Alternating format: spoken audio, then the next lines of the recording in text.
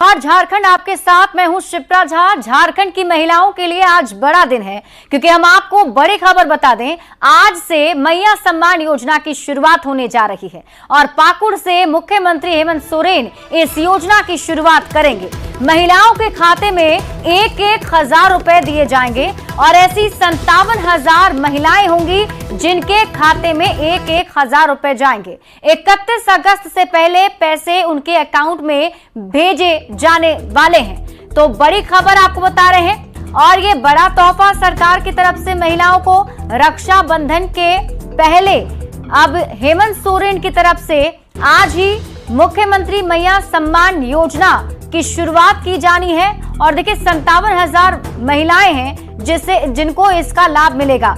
महिलाओं को 1,000 रुपए मिलेंगे और साल में 12,000 रुपए मिलने वाले हैं। तो ऐसे में मैया सम्मान योजना को लेकर जो तैयारी चल रही थी, पहले से ही कई सारी महिलाओं ने रजिस्ट्रेशन कराया है और अब बताया जा रहा है कि आज जब इसकी शुरुआत हो जाएगी तो सीधे उनके अकाउंट में पैसे ट्रांसफर हो जाएंगे।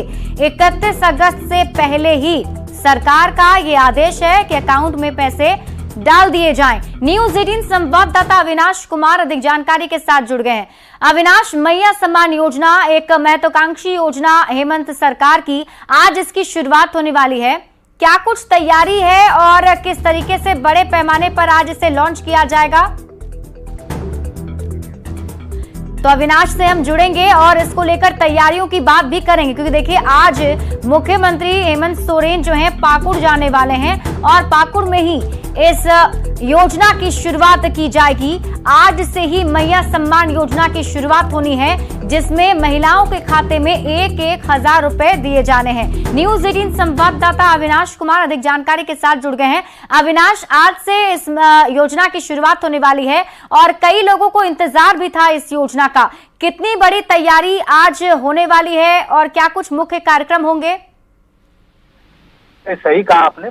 झारखंड की महिलाओं को आज के दिन का इंतजार, खासकर अगर हम इसे संथाल परगना अगर प्रमंडल की बात कर लें तो आज से यहाँ शुरुआत हो रही है। महेशपुर विधानसभा का ये क्षेत्र है और पाकुड़ जिला है। और जिस तरह से 2 दिन पहले ही ट्रायल के तौर पर हर एक जिले, मतलब राज्य के जो 24 जिले हैं, उस सभी 24 जिलों में 151 महिलाओं के खाते में 1,000 रुपए भेजे गए हैं। तो ट्रायल पूरी हो चुकी है। उस दिन भी मुख्यमंत्री हेमंत सोरेन ने कहा था कि आज तो हमने सिर्फ ट्रायल किया है, देखा है कि कहीं कोई परेशानी तो नहीं हो रही है। जो सौगात है वो सौगात महिलाओं के घर के दरवाजे पर आकर खड़ी है, दस्तक दे रही है और पाकुड़ से इसकी शुरुआत हो जाएगी। जब ये योजना उनके खाते में जाएगी, पैसे उनके खाते में चले जाएंगे। अगर आंकड़ों के हिसाब से भी बात कर लें, जो सरकार ने लक्ष्य निर्धारित किया है, 50 लाख महिलाओं को इससे लाभ देने का लक्ष्य है और 40 लाख से ज्यादा महिलाओं ने अब तक आवेदन दिया है। और उसमें से भी अगर हम बात करें तो 30 लाख से ज्यादा आवेदन जो है वो स्वीकृत हो चुके हैं। मतलब कहीं कोई परेशानी नहीं है। और जिस तरह से झारखंड में जो विधानसभा के चुनाव होने हैं, अब जो हम आकलन कर पा रहे हैं, उसके हिसाब से अगर हम बात करें, सरकार अगर अपने वायदे पर खरी उतरी तो कम से कम ऐसे जितने भी आवेदक हैं उनके खाते में 2 किस्त आराम से सरकार भेज सकती है। इसमें देखना होगा कि सरकार के जो अधिकारी हैं और विभाग जो है वो कितनी तत्पर रहती है। तो योजनाओं को लेकर जो पहले ही ग्रामीण इलाकों में खासकर जो उत्साह देखा जा रहा, हम लगातार इस खबर को अपने दर्शकों तक पहुंचा भी रहे थे कि महिलाएं कितनी ज्यादा इसमें बढ़ चढ़कर हिस्सा ले रही हैं, उनके अंदर कितनी उत्सुकता है। तो अब वो दिन आ गया है, आज से यहाँ शुरुआत। अविनाश, आज पाकुड़ में इस योजना की शुरुआत करने वाले हैं मुख्यमंत्री। क्या समय बताया जा रहा है, कौन कौन से और गेस्ट इसमें शामिल होंगे? देखिए, समय वैसे तो 1:30 बजे का समय है और इससे पहले भी एक प्रोग्राम सीएम का जो गोड्डा जिला में होना है, उसके बाद यहाँ आएंगे। तो हम ये कह सकते हैं कि 1:30 से 2 बजे के बीच मुख्यमंत्री मंच पर होंगे। और जो पहले से निर्धारित है उसके हिसाब से अगर हम बात कर लें तो जो विभागीय मंत्री हैं, देवी की बात कर लें, वो मौजूद रह सकती हैं। इसके अलावा श्रम नियोजन एवं उद्योग मंत्री सत्यानंद भोक्ता हैं, वो रह सकते हैं। कृषि मंत्री जो हैं दीपिका पांडे सिंह, वो आज मंच पर रह सकती हैं। तो इंतजार होगा कि अब से जब सभी आगंतुक आएंगे उस वक्त कौन कौन से लोग मंच पर आते हैं और क्या इस योजना के शुभारंभ के साथ ही कुछ और नई योजनाओं की जानकारी भी दी जाती है। कोई और सौगात, क्योंकि कई योजनाओं का शिलान्यास और उद्घाटन भी होना है, परिसंपत्ति का वितरण भी होना है, तो ये इस समय का इंतजार रहेगा। बिल्कुल इंतजार होगा कि क्या कुछ आज का मुख्य कार्यक्रम होता है और हेमंत सोरेन जब संबोधन करेंगे तो क्या कुछ कहते हैं। बहुत बहुत शुक्रिया तमाम जानकारी के लिए अविनाश। बढ़ते आगे, झारखंड के मुख्यमंत्री हेमंत सोरेन ने कोलकाता की घटना की निंदा की। इसके साथ ही उन्होंने हड़ताली डॉक्टरों से काम पर लौटने की अपील भी की। मुख्यमंत्री ने उम्मीद जताई कि दोषियों को किसी भी कीमत पर बख्शा नहीं जाएगा। सोशल मीडिया प्लेटफॉर्म एक्स पर मुख्यमंत्री हेमंत सोरेन ने लिखा, बंगाल की घटना जितनी भी निंदा की जाए कम है। बंगाल और केंद्र सरकार की एजेंसियां दोषियों को कड़ी से कड़ी सजा दिलाने के लिए प्रयत्नशील है। मुझे उम्मीद है कि दोषियों को किसी भी कीमत पर बख्शा नहीं जाएगा। और इसके साथ ही हेमंत सोरेन ने अपील की, डॉक्टर भी वापस अपने काम पर लौट आए। अब हेमंत सोरेन की अपील पर डॉक्टरों ने भी प्रतिक्रिया दे दी है। आईएमए के ज्वाइंट सेक्रेटरी डॉक्टर विकास ने सोशल मीडिया पर पोस्ट कर कहा, माननीय मुख्यमंत्री जी, डीजीपी को निर्देश देने से कहीं अच्छा है कि मेडिकल प्रोटेक्शन एक्ट लागू करें। पूरे भारत के 24 राज्यों में मेडिकल प्रोटेक्शन एक्ट लागू है, पर झारखंड में क्यों नहीं है, ये सवाल उन्होंने पूछा। इसके साथ ही वो आगे लिखते हैं, हमने मरीजों का ख्याल रखा है, इसलिए इमरजेंसी सेवाएं चल रही हैं। इमरजेंसी में हम लोगों ने डॉक्टर्स की संख्या भी बढ़ा रखी है ताकि आम जनता को कोई दिक्कत ना हो। सिर्फ महिला डॉक्टर की नहीं, सभी महिलाओं की सुरक्षा की बात है। आपकी सरकार ने वर्क प्लेस पर महिलाओं की सुरक्षा के लिए क्या क्या कदम उठाए हैं, ये सवाल भी उन्होंने मुख्यमंत्री से पूछा। इसके साथ ही वो आगे लिखते हैं कि बाकी का तो मुझे पता नहीं, परंतु रिम्स में ना तो उन्हें अलग रूम मिलता है, यानी कि जो महिला कर्मचारी वहां काम करती हैं, महिला डॉक्टर्स हैं, उनके लिए ना तो अलग रूम है और ना ही अलग बाथरूम। सीसीटीवी की बात तो छोड़ ही दीजिए, अगर बात पर विश्वास ना हो तो आप कभी भी रिम्स आ सकते हैं।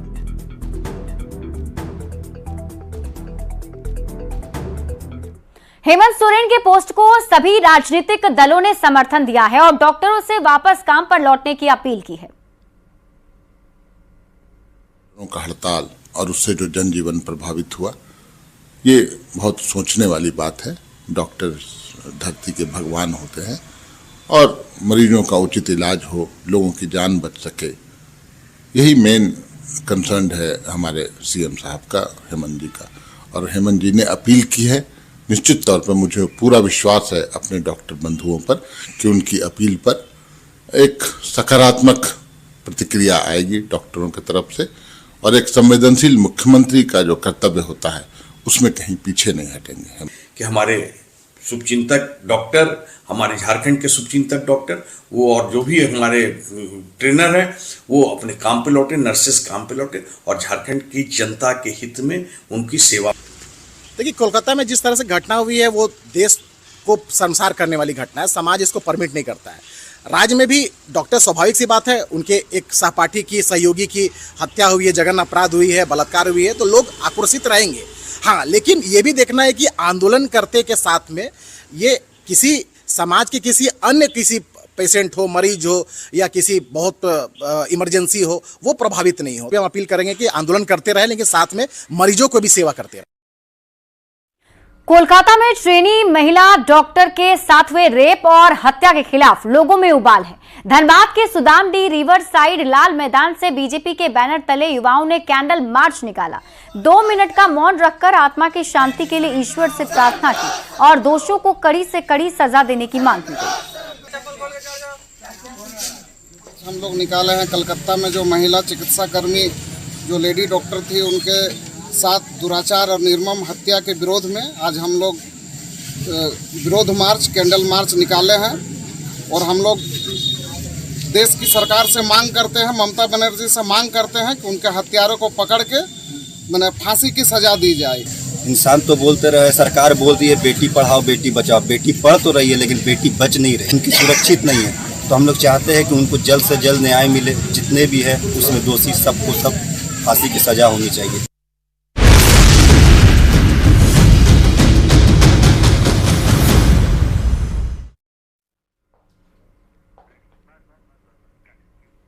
और अब बात करते हैं चुनाव से जुड़ी खबरों की। विधानसभा चुनाव की दहलीज पर खड़े झारखंड की राजनीति में एक बार फिर से हलचल तेज हो गई है।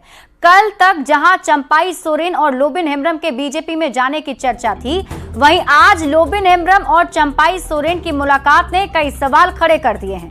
लोकसभा चुनाव में पार्टी लाइन से बाहर जाकर चुनाव लड़ने पर जेएमएम लोबिन हेम्ब्रम को बाहर का रास्ता दिखा चुकी है, जिसके बाद लोबिन बीजेपी की तरफ बढ़ रहे हैं और वे इसकी पुष्टि भी कर चुके हैं, जबकि चंपाई सोरेन लगातार बीजेपी में जाने के सवाल को टाल रहे हैं। ऐसे में इन दोनों की मुलाकात को लेकर अब कई सवाल खड़े हो रहे हैं। गोविंदा से क्या बातचीत हुई? वो ऐसे आया था, हमसे भेंट किया। हाँ। मुलाकात हुई, क्या बोला? वो तो कहें कि वो बीजेपी में जा रहे हैं, उन्होंने तो कह दिया है। वो सब हमसे बात नहीं किया, जो पहले से हम लोग का बात होते रहता था वही बात हुआ है, हमसे कोई ऐसा बात नहीं किया। लोबिन हेम्ब्रम और चंपाई सोरेन की मुलाकात को लेकर झारखंड में सियासत काफी तेज हो गई है। हालांकि जेएमएम की तरफ से इस पर प्रतिक्रिया सामने आ गई। जेएमएम का कहना है कि बीजेपी का आईटी सेल है जो ऐसा भ्रम फैला रहा है। वहीं बीजेपी का मानना है कि जेएमएम में बड़े नेताओं को सम्मान नहीं दिया जाता है।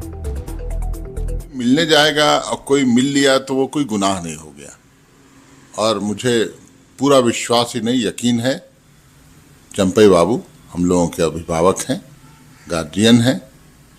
हेमंत जी के दिलों में भी उनके प्रति बहुत सम्मान है। ऐसा कोई भी निर्णय चंपाई बाबू नहीं लेंगे जिससे पार्टी पर प्रतिकूल प्रभाव पड़े, और उनके वो भी एक पूरे झारखंड में उनका एक अलग रुतबा, एक अलग स्थान है। मुझे नहीं लगता है ऐसी गलती वो करेंगे। जहाँ तक आदरणीय चंपाई सोरेन जी का मामला है, मुझको लगता है दूर दूर तक इस तरह की कोई बात नहीं होगी। और चंपाई सोरेन जी झारखंड के मुख्यमंत्री भी रहे हैं। उस समय कठिन परिस्थिति में हेमंत सोरेन जी के जेल जाने के बाद उस समय ने झारखंड मुक्ति मोर्चा और पूरे गठबंधन को संवारा और एक नया निखार भी दिया। तो हमको लगता है कि चंपाई सोरेन जी ऐसा कुछ नहीं करेंगे, और भारतीय जनता पार्टी सुगुफा जो छोड़ती है वो सुगुफा छोड़ती रहेगी। मैं ज़रूर कह सकता हूं कि झारखंड मुक्ति मोर्चा संगठन के अंदर और झारखंड मुक्ति मोर्चा की सरकार के अंदर में लोग, वरिष्ठ नेता अपने आप को उपेक्षित, अपने आप को प्रताड़ित महसूस कर रहे हैं। चंपाई सोरेन जी झारखंड मुक्ति मोर्चा के इतने लंबे समय से झारखंड मुक्ति मोर्चा को सेवा दी है। झारखंड मुक्ति मोर्चा को कोल्हान प्रमंडल में खड़ा करने में उनकी भूमिका रही है। कोल्हान टाइगर के नाम से उनको लोग जानते हैं। उनको किस तरह दूध में गिरे हुए मक्खी के जैसे निकाल कर बाहर कर दिया गया। लोहरदगा पहुंचे आजसू सुप्रीमो सुदेश महतो ने रोजगार के मुद्दे को लेकर हेमंत सोरेन सरकार पर जमकर निशाना साधा। उन्होंने कहा कि अलग राज्य के नाम पर राज्य को बेचने वाले सत्ता पर काबिज हैं। हेमंत सरकार रोजगार के मुद्दे पर पूरी तरह से फेल है। आज रोजगार पर बात नहीं करती क्योंकि सरकार ने जो वादा किया था वो अब पूरे नहीं हुए हैं। ये सरकार नौकरी पर तो बात नहीं कर सकती है, क्योंकि ये सरकार का कमिटमेंट जो था वो सरकार फेल हो चुकी है, असफल हो चुकी है। युवाओं के साथ एक बड़ा धोखा हुआ है। राज्य में रोजगार सृजन के नाम पर, नौकरी देने के नाम पर बनने वाली सरकार, जहां 5 साल नौकरी वर्ष में देने की बात की थी, आज पूरा 5 साल हमारा बीतने वाला है। 5 साल बीतने के बाद भी ये आंकड़ा 50,000 भी नहीं पार किया है। चाईबासा के जगन्नाथपुर में बीजेपी ने हेमंत सरकार के खिलाफ घंटा बजाओ सरकार जगाओ कार्यक्रम किया, जिसके तहत बीजेपी कार्यकर्ताओं और नेताओं ने अनुमंडल कार्यालय का घेराव किया। और इस मौके पर सांसद गीता कोड़ा ने हेमंत सरकार पर युवाओं से वादा खिलाफी का आरोप लगाया। तो पूर्व सीएम मधु कोड़ा ने भी कहा कि जनता अब जाग चुकी है, इनके झांसे में आने वाली नहीं है। आज जरूरत है हमारे सभी झारखंडियों को जागने की, हमारे नौजवान युवा साथियों को जागने की कि सोरेन ने जो आपसे वादा किया, जो आपको कहा, उसकी पोल खोलने की।